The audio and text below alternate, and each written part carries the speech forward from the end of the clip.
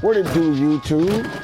My loyal subscribers, my 3on3 hoop stars, children of all ages, and all the viewers across the world. This your boy, Shadow 102089, coming to address the balancing issue. Now I know I'm going to be told, yo Shadow, you late, dog. Like you really late.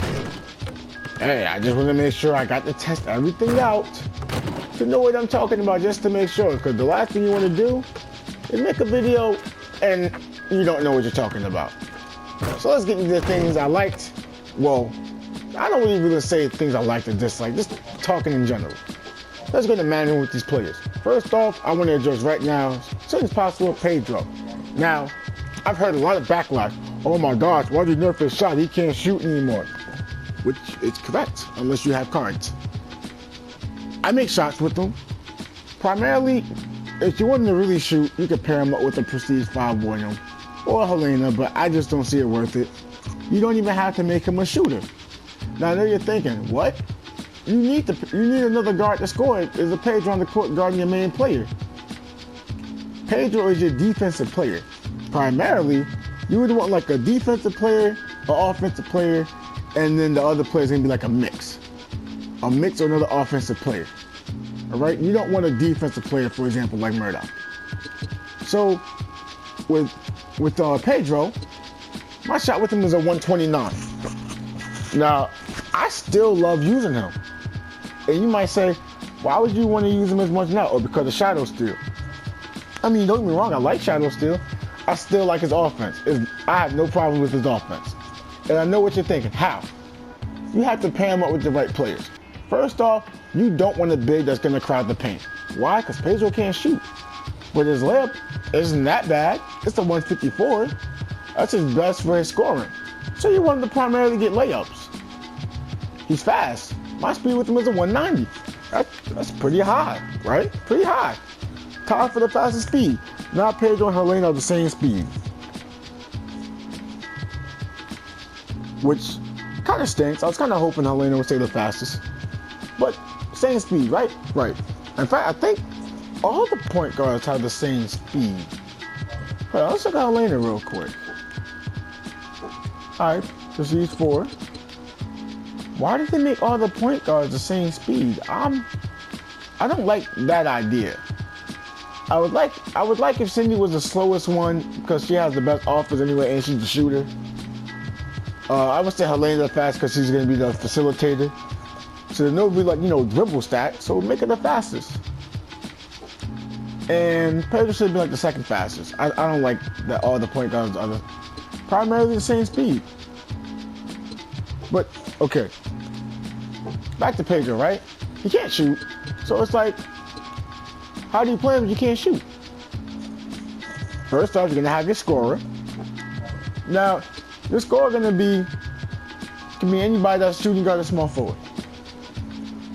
Now, your big is what really matters.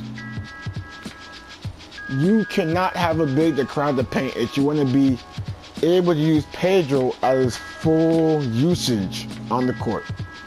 Because like I said, yeah, he'll make that mid-range sometimes.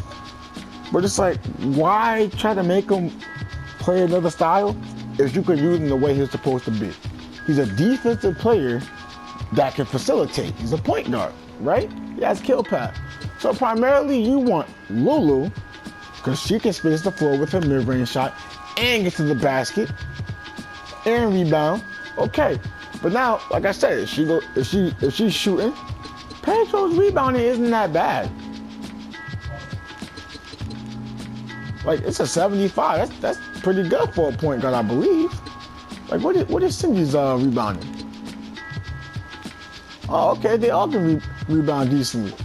Pedro has a little bit more balance, so I guess he can kind of push a little bit more. No biggie. But, Lulu can shoot it.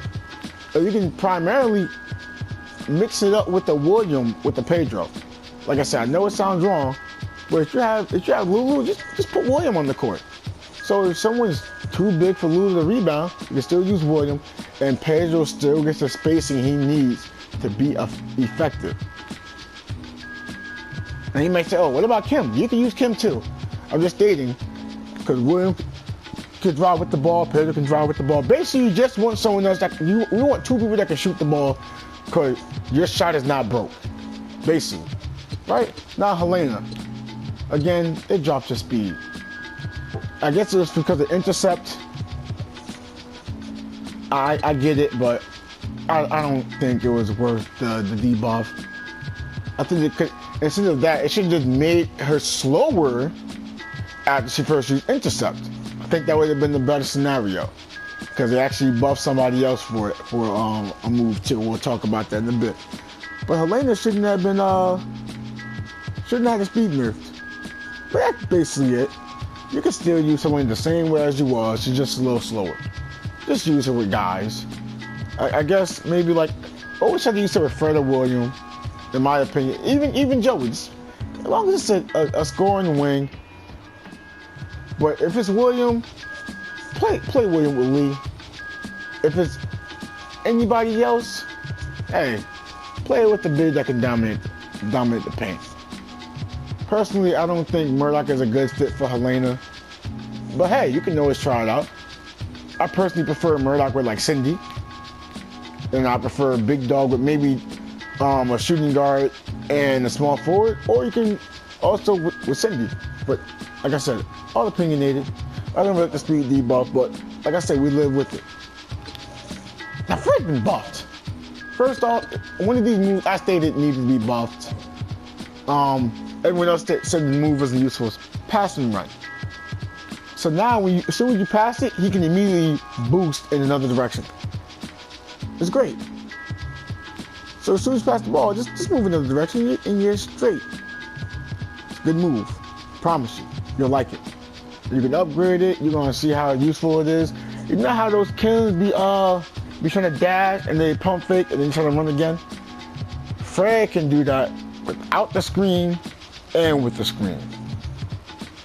At P1. At P1. Now, of course, you went at the highest level possible, so, you know, it gets more stats and more moves. I'm just saying. Also, you know, change the button configuration. Fake layup, fake pass. No big deal. They need to buff his shooting touch, though. I understand natural shot touch is supposed to help compensate for it, but everyone else's shooting touch is higher, and then they have a skill that makes them better. I guess you can state with natural shot touch, it works for his layups and his shooting, but I just think he should get more of a bonus as his shooting touch, because even Lee has a higher shooting touch. Cindy has a higher shooting touch. You could argue to Kim and Amanda, but if Lee and Cindy have the same shooting touch as Kim and Amanda, Fred should too. Okay. Now, another person that's been buffed, Miss Thickums, Lulu. She could now rebound the ball. Her rebound is higher, her balance is higher, her three-point shot's higher. Now, a lot of people go, oh man, what's the point of upgrading the three-pointer? She still can't shoot it. It wasn't upgraded so she can shoot the three better. It was upgraded so she had more range on her shooting. Because I don't know what you noticed, Lee had more range. Even though Lulu had a higher mid-range, Lee had more range because of his three-pointer shot. Which I like, you know, they buffed Lulu's, so now she can shoot from further back. And she's really viable now in game. Even her boost works now. So like, now I'm not saying you're gonna rebound over Luthers, but you know, if you're playing against like a power forward, they get a rebound over you, you get a rebound bonus. So more than likely that next rebound you jump for, you're gonna get it.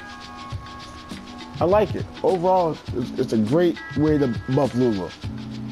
I think she's good the way she is now. There is some players I think they need to look at.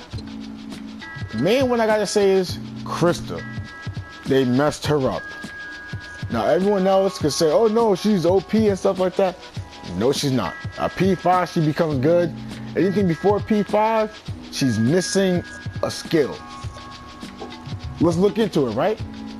So, her skills. Quick screen, box out, manual block, screen body check, block and catch, power rebound, dunk block and catch. Now, her passive, rim protector, will of bodyguard. Now, will a bodyguard and rim protector needs to be switched? Either that or you have to change how rim protector works. Now, it's Y, right? Increase dunk block skill when there are only 10 seconds remaining. Now, the problem is the dunk block skill is at P5.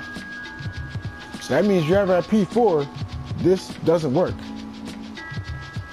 Nope, everyone else has the moves that work at Prestige 1 to Prestige 4. But her passive does not work. It'll work at Prestige 5, she'll get 2 passes at Prestige 5 basically. But this is just switch it. Allow her to use her stamina for her teammates, and at P5 allow the rim protector to kick in. Either that or move dunk, block, and catch to Prestige 3, but then what's the point of having block and catch, right? Or this is what you can also do. Change the rim protector, right? So instead of it increase the dunk block skill, allow the block and catch to become a dunk, block, and catch. Then it gives her passive usage. And even when you come to P5, it should, like, you know, increase the blocking. But other than that, I have no issues with it. But because of that, she's missing a skill. At P5, she gets, you know, all her skills that everyone else will have. But until then, she's missing a skill. I just find that unfair. Right? But now someone needs love. And I've been using them. I have nothing against them. My man Clark. I feel like his dunk is just too low. Like, I mean, I see Luther with a 205 dunk at base. What's my Lulu's dunk? Because his dunk is a 154. Lulu's dunk right now is a 164. I don't think it should be. Yeah, maybe that's good. But a lot of times, he just missed dunks. I mean, maybe because I don't have the right cards, too. Let's look at the cards, because that could be the reason. But I just feel like he just misses open dunks sometimes. I have short distance dunk defense resist and long distance dunk defense resist. So I have resistances, and that's a 5-star card here. So I don't know why I missed some dunks when I basically have an open lane and, like, you know, the cute little Cindy tries to get a quick little block and get bodies, but then I missed a dunk. I feel as if I should make it a little more frequently. Like, sometimes they make Club look like a joke with dunking, and you want to go for the layup, but then I don't feel like having little Cindy's blocking my layup, so I posterize them, but then I missed that too. Same thing with Luther now I'm thinking about. A lot of dunks at a close range, just because like a little person gets tight D, it's a brick. I don't think you should be bricking. Especially at short distance dunk defense resist. But again, I feel like he should be give a little more love, maybe to his dunk. Maybe increase Lulu's dunk too. The long distance one, maybe. Again, it's opinionated because Luther's long distance dunk is I mean, it's not, oh no, it's only a 126. But his short distance dunk is a 215. Which, you know, I guess that's good balancing. Because if you go some long distance, I have blocked him with a low person before. So, you know what? Maybe you shouldn't increase his dunk. But the sky hook, I feel like you should change the controls on it. Now, I know how to do it. I guess this whole L away diagonal from the basket. So point blank, like if you're like in front of the basket, you're facing to the back, and then you push like down right or down left. I get how to do it. But I think you should be running in a direction, kind of how Dance's finesse is. It should work like that with the sky hook. If you run in a certain direction, you should just be able to press square and you do the sky hook. I think that would be better suited. Again, it's my opinion. You can agree, disagree. I respect it, but I just think it'd be better off, and it'd be easier to perform, so you don't have to get my back in this direction, then go for the hook. Because by the time you try to get your positioning like that, you might have someone try to run up for a steal. That's a guard, so you have to pass the ball. You never really get that sky hook too often. Or just make it like Luther. Just make it pull it away from the basket and let sky hook just activate. Or maybe like, I know they say away and diagonal, but like I said, with these controls, sometimes it just doesn't work. I'm not mad at y'all, Joy City. Y'all doing a wonderful job. I appreciate the game that you gave us. But as far as that, we need better cards. Like, honestly, the card system hurts us because the drop rates are so low. Now you might say, "Oh, yeah, you didn't try enough." I've been trying forever. Look, I have 12 one-star Monday cards, 3 Wednesday cards that are 1-star, 6 Thursday cards, 5 1-star Friday cards, and 3 2-star Friday cards. And then I have 8 1-star Saturday cards. And I have a face card right here, which isn't bad, right? I have a Sunday card that's 2 stars. Another Sunday card that's I have 18 Sunday cards that are 1-star. And I have this one Sunday card here. I didn't pull this recently. I pulled this way back, like I think closed beta. Like, it's really far and wide to get a face card. And when you do get it, normally what you get on the card isn't useful. Now that plus 19 rebounding is great. But for example, you might pull cards you don't even want. Like, let me look at Big Dog. I think I replaced it because I kept getting the 3-point card. See, I like this block resist shot success. That's cool. The jump shot block, that was cool. But this kick out pass intercept resist, I didn't really care much for it, but I'm glad I got it.